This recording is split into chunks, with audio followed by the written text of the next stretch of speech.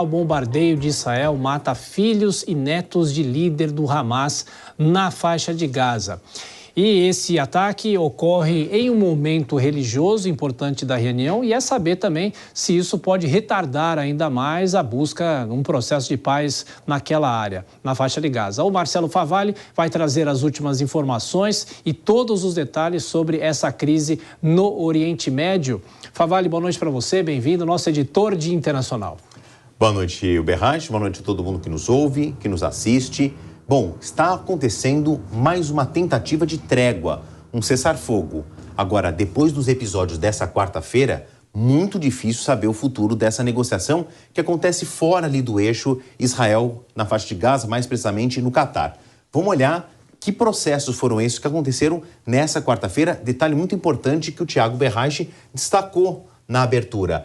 É o final do Ramadã, um mês sagrado para os islâmicos. É um dia de muita celebração, termina aí um período de jejum e a tendência é que nessa noite de quarta para quinta-feira, principalmente no fuso horário mais adiantado ali em Israel, na faixa de Gaza, haja uma celebração, mas que foi quebrada por episódios dramáticos aqui dessa quarta-feira. Houve um bombardeio aqui em Gaza, a parte que era mais populosa da faixa de Gaza. Isso não é uma suposição, foi confirmado pelos dois lados. E esse é o estado de um veículo atingido, onde estavam 3 filhos de um líder do Hamas que opera no Catar, esse que aparece aí no canto direito da tela na imagem, que é Ismael Hamael. Ele também disse que netos, crianças, filhos dos filhos dele estavam no carro. Não precisou o número das crianças, mas disse que ele perdeu 3 filhos nesse ataque que foi um bombardeio, um ataque aéreo executado pelas tropas de Israel. Eu falei que estava acontecendo um cessar-fogo no Catar com representantes do Hamas, representantes de Israel, e aí tem Egito, Jordânia, Estados Unidos tentando uma intermediação. Interlocutores, aí são os bastidores dessa negociação, falam em que houve um pedido de 40 reféns que fossem entregues daqueles mais de 130 que supostamente ainda estão no poder no Hamas. E há um problema aí, um entrevero para a entrega desses reféns, porque não há a confirmação de que haja pelo menos 40 reféns vivos para uma suposta primeira entrega nesse cessar-fogo. Esse é a condição, ou foi a condição dessa quarta-feira. Avançando para a gente entender agora que se passaram 6 meses de guerra. A gente já ultrapassou essa marca. Este paralelo de mapas do mesmo território mostra o que foi danificado ou destruído. Conforme o desenho vai ficando mais avermelhado, são zonas mais destruídas. E o que a gente vê entre outubro e fevereiro, que foram os últimos mapeamentos feitos por organizações internacionais, a gente percebe, além da extensão dos estragos, a quantidade de terrenos destruídos, principalmente no norte, onde ficava Gaza, a área mais populosa da faixa de Gaza. E agora, este número aqui é muito impressionante. O Banco Mundial, junto com a ONU e a União Europeia, fizeram um cálculo. A reconstrução da faixa de Gaza custaria mais de 18 bilhões de dólares se a guerra terminasse neste minuto. Se ela avançar, obviamente que essas cifras vão ficar maiores. Divididos de qual maneira, né, o dinheiro?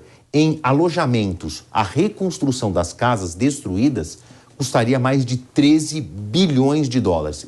Não se tem ideia, Tiago, de onde esse dinheiro surgiria. Depois também seria preciso reconstruir o sistema de comércio, indústria e tudo mais, né? Agricultura, saúde, saneamento. Começar tudo do zero. Exatamente, porque a gente olha as casas destruídas, mas o subsolo também foi afetado, saneamento básico, água limpa.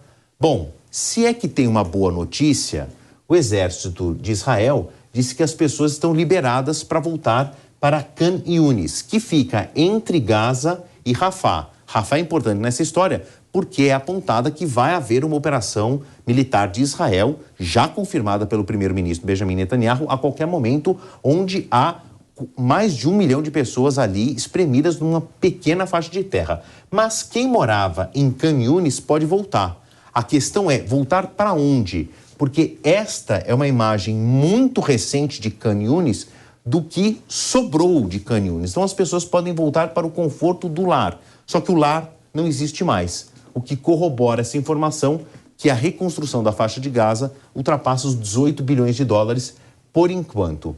E aí a gente tem a repercussão internacional. A gente entende, e nós estamos acompanhando isso, os protestos quase que diários contra o primeiro-ministro Benjamin Netanyahu dentro do Estado de Israel e fora, duas lideranças muito importantes se manifestaram recentemente. Nessa quarta-feira, mais precisamente, o presidente Joe Biden dos Estados Unidos disse o seguinte: Israel não está deixando entrar em Gaza a ajuda humanitária necessária para atender a população civil no território palestino. E não é a primeira vez que o Washington faz essa reclamação.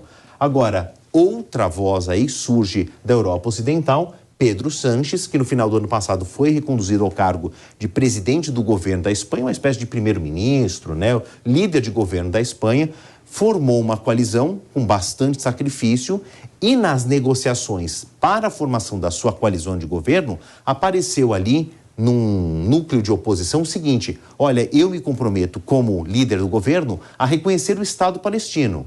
Se ele fizer isso neste semestre, como é apontado, a Espanha entra para uma lista e passa a ser o país de número 140, o 140º país a reconhecer o Estado palestino como um Estado soberano. Isso muda um pouco o eixo do jogo. A Espanha está dizendo que vai fazer isso unilateralmente, não vai pedir autorização para a União Europeia. Seria uma votação interna do parlamento espanhol, o que muito provavelmente vai acontecer, e isso muda um pouco o cenário também de como a Europa Ocidental está olhando para o conflito e a posição do primeiro-ministro Benjamin Netanyahu. A Espanha está preparada para reconhecer o Estado palestino, repetindo em aspas o que disse o presidente do governo, Pedro Sánchez. O futuro de Israel com relação a Gaza a gente não sabe, a reconstrução de Gaza muito menos, e tem um terceiro elemento nesse ponto de interrogação, Tiago, que é o futuro político de Benjamin Netanyahu.